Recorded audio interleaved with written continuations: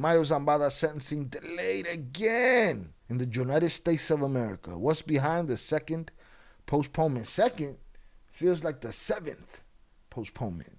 The long-awaited sentencing hearing of Ismael El Mayo Zambada, one of the most powerful figures in the history of the Sinaloa cartel, has been postponed for a second time in a federal court in the United States, adding another layer of uncertainty to a closely watched case. Zambada, who for decades evaded capture while operating as a top leader of the Sinaloa cartel, was scheduled to appear before a judge in the Eastern District of New York. However, according to multiple reports, the hearing has now been pushed back to May 18th, marking the second delay in just a few months. Why? What's the problem? The sentencing was initially set for January 2026, but was first moved to April after Zambada's legal team requested more time to prepare. That request was granted by U.S. District Judge Brian Cogan, who is overseeing the case in Brooklyn. Now, the defense has successfully argued for an additional delay, citing complications tied to ongoing violence in Mexico, particularly in the state of Sinaloa. What does the war have to do with his case right now? What? The war is happening. So, do we have any speculation in the audience of what that war has to do? Could it be what? His family would be in danger if he got sentenced? That sounds like a weak-ass excuse. A less than acceptable excuse. Right, he's in a whole different country. It makes no sense. Are they like waiting for something to happen? It seems like that, right? Are they waiting for somebody else to turn themselves in? Are they waiting for something to happen? Do they expect to capture someone? I don't know. Maybe that is why it was delayed. That's possible, I guess. Now, there's other regular bureaucracy, red tape, legal wheels turning reasons that you've heard Jay Flores speak about. You know, there's a lot that goes behind the scenes with making a deal, making sure that everything on that deal is right, and the language and the words. It's a contract at the end of the day, right? Supposedly. So that's a lame-ass excuse. Plenty of people are being sentenced every day, and we was about to go to World War III. Ain't that a fact? Shout out there. Maybe Maito Flaco's turning himself in. I keep hearing that. I keep hearing those whispers just on the internet, and I don't trust the internet's whispers, but I'm with you. That could be a possibility too. What happens then? Because they keep saying, oh, Chapo Isidro. If dude turns himself in, it's Chapo Isidro. Well, why are we talking about dude turning himself in? Same thing with Ovidio. They delayed the sentencing until July, I think. Yep. The whole DOJ is about that pedo protection. If Mayo liked them young, they're finding a way for him to get out. I don't know. I think they're putting them away too, just not themselves. I highly doubt that would mean giving up the boss title. These men have too much ego for that, but that could be wrong. That too is a possibility. Football is just around the corner. Are we talking about the World Cup in Mexico? Could that be a thing we're waiting for? Because here's the thing. They've always said death sentence is off the table, but it don't have to be. What if they did that? You think that would threaten the World Cup? I don't know. I don't think so. Shout out EC12. Salutes. Yeah, anything is possible. Again, we didn't think that Mayo would get caught. And what do we know about Maito Flaco? We know this. We know nobody got left with daddy's plugs. They don't got it like that no more. That's just done. According to those filings reported by InfoBay, the instability and security concerns in the region have made it more difficult for attorneys to gather information. Too much information and shit. And coordinate aspects of the defense strategy, including the preparation of sentencing memorandum. That document is critical as it outlines arguments aimed at influencing the judge's final decision on punishment. What? That sounded like a whole bunch of bullshit talk. Bullshit. I gotta go back and read that bullshit again. I honestly don't believe that Ivan and Maito Flaco would turn themselves in at this point. There's a lot of rumors, but I feel like for people like that, giving up power is not something that they do. They've done it in the past, but I hear you. According to those filings reported by InfoBay, the instability and security concerns in the region have made it more difficult for attorneys to gather information and coordinate aspects of the defense strategy, including the preparation of a sentencing memorandum. That document is critical as it outlines arguments at influencing the judge's final decision on punishment. Yeah, that sounds like a bunch of trash. Zambada's case has drawn intense attention in both the United States and Mexico, not only because of his role as co-founder of one of the most powerful criminal organizations in the world, but also due to the broader implications for cartel leadership following recent arrests and internal conflicts within the Sinaloa cartel. Yeah, just word soup.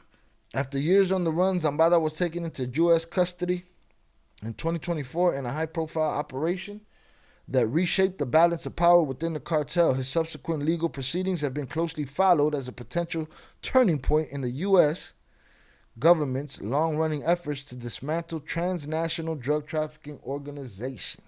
2025, Zambada pleaded guilty to charges related to leading a criminal enterprise and drug trafficking conspiracy, setting the stage for what is expected to be a historic sentencing. Legal experts say the outcome could carry significant weight, not only for Zambada personally, but also for ongoing prosecutions tied to the Sinaloa network. So what? For now, the delay underscores the complexity of prosecuting high-level cartel figures whose operations span borders and are deeply intertwined with volatile conditions on the ground. Yeah, it sounded like a bunch of bullshit. But again, it could be just as simple as, we need to make sure everything is worded perfectly in our deal. Or it could be as complicated as, I got information to give you. Isn't it already too late for them to turn themselves in? Who else can they give up? The U.S. already has so many people cooperating. They literally have all of the big drug lords. And, yes, you're right. But we've seen these guys make deals that get family brought across the border. These relationships between these cartel people, who knows how deep that runs with these prosecutors, that they can get some kind of deal, something for their family or whatever. Remember, they've been pushing them to turn themselves in for ages. Now what? Now we're in a position where you turn yourself in. That's the end of the legacy's over right there. I think we underestimate the amount of information that El Mayo Zambada is. You know what I'm saying? Like, I think that guy, still got a whole lot in the clip to save the rest of his family in some way, shape, form, or fashion. Ivan and Maito Flaco are like the leaders, so I'm not sure who else they would give up. Mayo and Chapo were the leaders. Chapo ain't get no deal. Mayo probably got more bargaining chips than Chapo had. Maybe because Mayo's relationships were with Mexican government and Chapo's relationships were with the American government, the DEA. Maybe those two things make a difference. Maybe the U.S. is like, we're not going to fucking give a deal to the guy that works for us. He got too much to talk about. But let's talk to the guy that got all the Mexican politicians. He could tell on the government. Yeah. Well, the old man can on his behalf, on Maito Flaco's behalf. I read that the prosecutors didn't want to give El Chapo a deal. I think the lawyers tried to negotiate a deal with the U.S. while he was still in jail in Mexico, but they refused.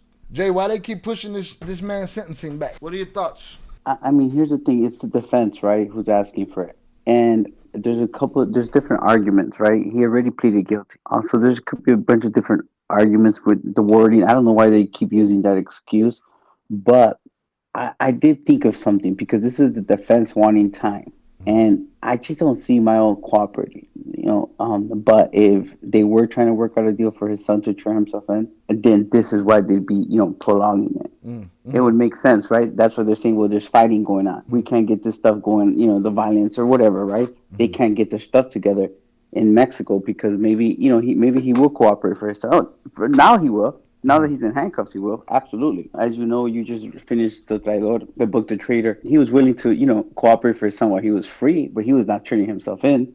But now that he's, in prison, and he's a very self-aware man. He knows, he ain't coming out, right? He's a realist. You know what I'm saying? Like a realist is like self-aware. Like he knows who he is. He's seen, just imagine he's seen how many people went through this already. He's not in the business of lying to himself. He's not anymore. He's one of those individuals where he's very self-aware. Like I told you before, he's the type of person that would have said, yeah, I was scared this time. I was poor here. I had money here. He's not someone who hides from these. So I could imagine that maybe they could be working something out for his son to turn himself in and going back and forth on deals. What could he give in return? Maybe that could be a reason why the defense is kind of begging for postponement. Let me ask you something. You say, you don't see yourself saying that Mayo's going to cooperate. And I want to understand why, because after reading the Traidor, his son told me he's been cooperating for 50 years, bro. Is there a difference between those two types of cooperation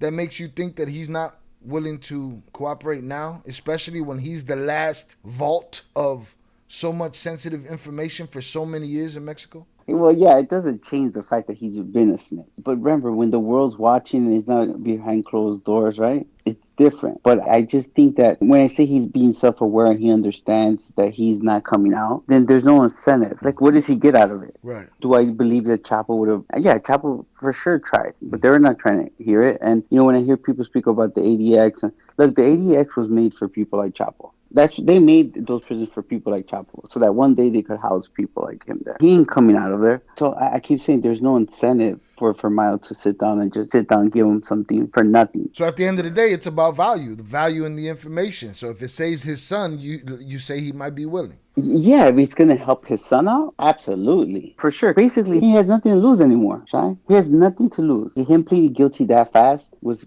basically showing the government, look, I'm not gonna waste your time. I know what it is. Now, the information that they get from him, I think it would be valuable enough to help his son out. And remember, the reason why Ovidio's and Joaquin's sentences are gonna get postponed is because they're gonna get the credit. So when he pleads guilty or whatever he does that make sense? So he's not gonna go get sentenced until Mayo's sentencing is over with. The deal is sealed. Yeah, because and then the attorney, will go up to the judge and be like, "Look, because of him, they got the biggest juggler in the world," and so they could get the credit. All these people are not gonna get sentenced anytime soon because they're all waiting to try to get credit. Like right now, if you see that Erick Valencia pleaded guilty, just the other day. Erick Valencia, known as El 85 of the CJ&G, pleads guilty in the U.S. Today, Erick Valencia Salazar, co-founder of the Jalisco New Generation Cartel, known by the aliases of El 85 or El Matazetas, pleaded guilty to cocaine trafficking. He is seeking procedural benefit or a reduction in his sentence,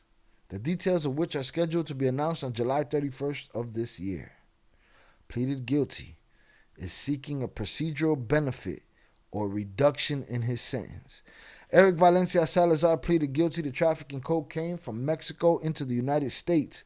A native of Jalisco, he was an associate of Mexican criminals such as Ignacio Nacho Coronel Villarreal and Oscar El Lobo Nava Valencia, and he played a role in the founding of the Jalisco New Generation Cartel. Operating under the alias El 85, he was arrested in Mexico on 2 occasions, in 2012 in Zapopan, Jalisco, and in 2022 in Tapalpa, the same municipality where El Mencho was killed. Valencia faced only one charge, cocaine trafficking, to which he pleaded guilty more than a year after being extradited. The plea agreement aims to secure a reduction in his sentence or grant him procedural benefits. However, that determination ultimately rests with the U.S. prosecutor and the presiding judge at the time of sentencing. El 85 is currently being held at the Federal Detention Center in Philadelphia, Pennsylvania. He is the first high-profile drug trafficker to reach a plea agreement among the nearly 100 individuals Mexico has extradited to the United States since February of last year. Mexican authorities assert that Valencia Salazar became involved in cocaine trafficking as an operative for Ignacio Coronel, alongside former leaders of the Millennial Cartel, Oscar and Juan Carlos Valencia, known as El Lobo and El Tigre, and that he has also participated in the founding of the Jalisco New Generation Cartel alongside Nemesio Ceguera Cervantes alias El Mencho. This alliance reportedly lasted until the latter, El Mencho, betrayed El 85 by handing him over to Mexican authorities in 2012. What the fuck does he owe them? They turned him in, bro. What the fuck does he owe them? Consequently, after securing his release due to procedural errors in his case, Valencia joined the CJ&G splinter group known as the Nueva Plaza Cartel, which sought to curb the Jalisco Cartel's expansion, remaining active until his most recent arrest in 2022. Valencia Salazar is scheduled to be sentenced on July 31st. By that date, both the defense and the U.S. prosecution must have submitted their respective sentencing memoranda. What they're going to say, we got to push it back because Mencho died? That sounds like what they're doing with this, mentioning the war in Sinaloa for Mayo's shit getting pushed back. Like, what's the point? Like Erick Valencia pleaded guilty. You have Abigail Valencia going to possibly plead guilty, I think, sometime next week or something, right? And just imagine everyone else who's wheeling and dealing right now. They're going to push to go get sentenced right away because they don't want the Mencho thing to be too far. Their attorneys are not going to want people to forget who Mencho was, right? So they want to get sentenced while the news is still, hot. Even if you look, these guys, as soon as Mencho died, they say, okay, we'll plead guilty. I'm not saying it didn't mean that they're not cooperating beforehand. It just means that their attorneys are doing their job and saying, okay, he's dead now. Let's get the checks back. Let's get some credit. Hearing just talking about, turning themselves in. Remember, when me and my brother did that, it was unheard of. Now it's like we're talking about it like, yeah. You Yeah. know, who's the next person? Here's what's happening, right? And I think it's because of the internet, because social media, technology, right? And the time, me and my brother had a lot to do with it as well. The people that would they'll lock up really were like nobodies, right? Shy? We're like just regular drug traffic. When they started arresting more high profile, figures, it became a thing that now we're hearing more about it. But man, snitch has been going on forever. For example, I had mentioned to you like Armando Valencia. He was the founder of the Millennium Cartel. It didn't have a name back then, but he is the Valencias of the Valencias. He got arrested in 2003. He quietly got extradited to the U.S. and cooperated, and it's free. And that's his son is the Cero Tres. So it's always been around. It's common. You broke down the Trader book, and you see the Chapo and Mayo have been a part of cooperating since the 90s. We talked about Pablo Escobar, Carlos Slater saying Pablo turned him in, and so many other people that came before that. So it's been a common thing, especially in the cartel world, that people have been snitching and it's betrayal. I think me and Mayito Flaco are the same age, so he's still young. They see that it works out for people, especially look who age worked out the best for the Zambada. Mayo's brothers out, Yeah, they're all out. Vicente, Yeah, yeah. Juanito Gordo, Serafin, the sisters, everyone's out. Some other relatives that got like they all benefited from that, as well as other people from even the CJ&G that you never hear, like Lobo Valencia, which was the head of the Millennium Cartel. After his arrest is how Metro got his power, but Lobo and a few other important figures, they're out. They've been out as well, so they know that it works. But there's some individuals like El Mayo Zambada, El Chapo, Caro Quintero, the Zetas 42, 40, all those figures, they're not getting out. They're not getting out at all. What do you say to the people that say people at Maito Flaco's level ain't got nobody to speak on? Or first of all, I say that the old man, like you said, his family's done the best out of this whole situation. Nobody got a purse full of gold coins like he does. Yeah, well, because look again, guys, you see these names and you start hearing about different names, right? You think that Chapuisito just popped out of nowhere when you hear about people that are, like Rene Gasta Bellos or whatever his last name is, and different. There's a bunch of real important, high-profile figures. People like El Músico. People start hearing about them, but there's a lot of real important figures. Just imagine like El Chapuisito, El Músico, the Cabreras, right? Those Mm-hmm. are people that I was dealing with that were not common, knowledge to the public until now, until recently. Mm-hmm. So there's still a lot of important people. And then you have government officials, generals, and so forth. Just imagine the information that they could have and their rivals, right? They always have information on their rivals. Yeah, everybody pointing a finger.